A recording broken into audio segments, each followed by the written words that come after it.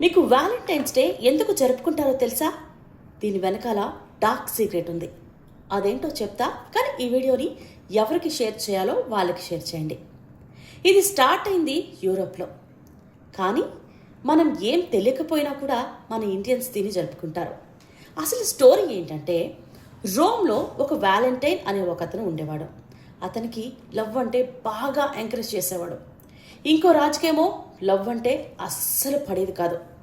రాజు ఏం నమ్మేవాడంటే లవ్ చేసే అబ్బాయిలకి బుద్ధి పవర్ తక్కువ ఉంటుందని, అంటే సోల్జర్స్ వీక్ అయిపోతారని.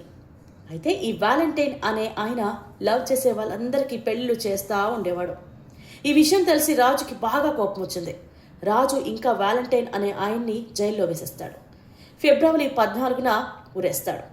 ఈయన చచ్చిపోయాడు అని చెప్పేసి ఈయన పెళ్లి చేసిన వాళ్ళందరూ వ్యాలంటైన్స్ డే ఇలా జరుపుకునేవాళ్ళు.